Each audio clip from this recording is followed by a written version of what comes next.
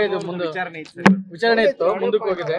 ತಾವು ಕೂಡ ಒತ್ತಾಯ ಮಾಡಿತ್ತು ಬಿಜೆಪಿ ಮೂಡ ಹಗರಣದ್ದು ಸಿಬಿಐಗೆ ಕೊಡ್ಬೇಕು ಅನ್ನೋದು ಕೃಷ್ಣ ಅವರು. ಈಗ ವಿಚಾರಣೆ ಇತ್ತು ಸರ್, 27ಕ್ಕೆ ಮುಂದೂಡಿಕೆ ಆಗಿದೆ ಸರ್. ಮತ್ತೆ ಧಾರವಾಡ ಹೈಕೋರ್ಟ್ ಮೈಸೂರಿನ ಮೂಡ ಹಗರಣ ಏನು ಬಡವರಿಗೆ ಮೀಸಲಿಟ್ಟಿರ್ತಕ್ಕಂಥ ನಿವೇಶನಗಳು ಇವತ್ತು ಮುಖ್ಯಮಂತ್ರಿಗಳ ಕುಟುಂಬ ಅದನ್ನ ಪಡೆದುಕೊಂಡಿದ್ರು ಅಕ್ರಮವಾಗಿ. ಭಾರತೀಯ ಜನತಾ ಪಾರ್ಟಿ ನಿರಂತರ ಹೋರಾಟವನ್ನು ನಾವು ಮಾಡ್ಕೊಂಡು ಬಂದಿದ್ವಿ. ಬೆಂಗಳೂರಿನಿಂದ ಮೈಸೂರಿಗೆ ಪಾದಯಾತ್ರೆನೂ ಕೂಡ ನಾವು ಮಾಡಿದ್ವಿ. ಇದರ ಪರಿಣಾಮ ಅಕ್ರಮನೇ ನಡೆದಿಲ್ಲ ಅಂತೇಳಿ ಸಿದ್ದರಾಮಯ್ಯನವರು ಹೇಳ್ತಾ ಇದ್ರು. 14 ನಿವೇಶನಗಳು ಯಾವುದೇ ಪರಿಹಾರವನ್ನು ಕೂಡ ಅಪೇಕ್ಷೆನ ಪಡೆದೇನೆ, ಯಾಕಂದ್ರೆ ಪರಿಹಾರ ಕೊಡ್ಲಿ ನಿವೇಶನ ಹಿಂದಿರುಗಿಸ್ತೇನೆ ಅನ್ನೋ ಮಾತನ್ನ ಸಿದ್ದರಾಮಯ್ಯನವರು ಹೇಳ್ತಾ ಇದ್ರು.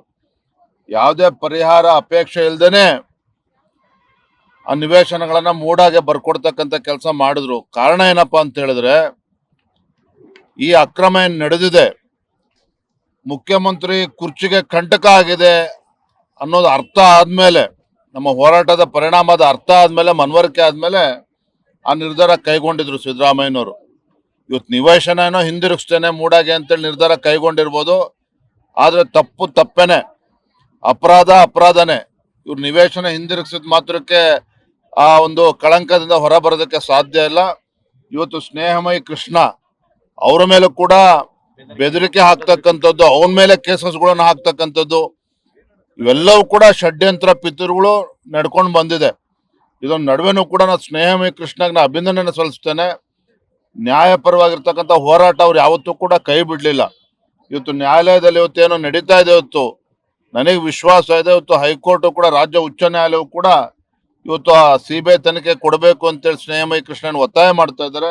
ಅದಕ್ಕೆ ಪೂರಕವಾಗಿ ನಿರ್ಧಾರ ಬಿಡ್ತದೆ ಅನ್ನೋ ವಿಶ್ವಾಸ ನಂಗೆ ಸಂಪೂರ್ಣವಾಗಿದೆ. ನೋಡ್ರಿ, 14 ನಿವೇಶನಗಳು ಅಷ್ಟೇ ಅಲ್ಲ, ಸುಮಾರು 5,000 ಕೋಟಿಗೂ ದೊಡ್ಡ ಹಗರಣ, 5,000 ಕೋಟಿಗೂ ದೊಡ್ಡ ಹಗರಣ ಆಗಿದೆ. ಸಿದ್ದರಾಮಯ್ಯನವರು ಕಾಂಗ್ರೆಸ್ ಸರ್ಕಾರ ಬಂದಾಗಿನಿಂದ ಸಾವಿರಾರು ನಿವೇಶನಗಳು ಇವತ್ತು ರಿಯಲ್ ಎಸ್ಟೇಟ್ ದಲ್ಲಾಳಿಗಳಿಗೂ ಮಾರ್ಕೊಂಡಿದ್ದಾರೆ. ಹಾಗಾಗಿ ಇದು ಸಂಪೂರ್ಣ ಇವತ್ತು ಸಿಬಿಐ ತನಿಖೆ ಆಗ್ಬೇಕು. ಸರ್, ಕಾಂಗ್ರೆಸ್ ಬೆಳವಣಿಗೆ ಇವತ್ತು ಡೆಲ್ಲಿಗೆ ಹೋಗ್ತಾ ಇದಾರೆ ಸಿಎಂ ಅವರು. ಅಲ್ಲಿನ ಪ್ಯಾಚಪ್ ಕಾರ್ಯ ನಡೀತಾ ಅಥವಾ ಏನ್ ಸರ್ ಇದು? ಯಾವುದೇ ಪ್ಯಾಚಪ್ಗಳು ಆಗಕ್ ಸಾಧ್ಯ ಇಲ್ಲ. ಸಿದ್ದರಾಮಯ್ಯನವರು ರಾಜೀನಾಮೆ ಕೊಡ್ತಕ್ಕಂಥ ಕಾಲ ಸನ್ನಿಹಿತ ಆಗಿದೆ. ಅವ್ರು ಏನೇ ಪ್ರಯತ್ನ ಮಾಡಿದ್ರು ಕೂಡ ಮುಖ್ಯಮಂತ್ರಿ ಸ್ಥಾನಕ್ಕೆ ರಾಜೀನಾಮೆ ಕೊಡ್ಲೇಬೇಕಾಗ್ತದೆ. ಧನ್ಯವಾದ.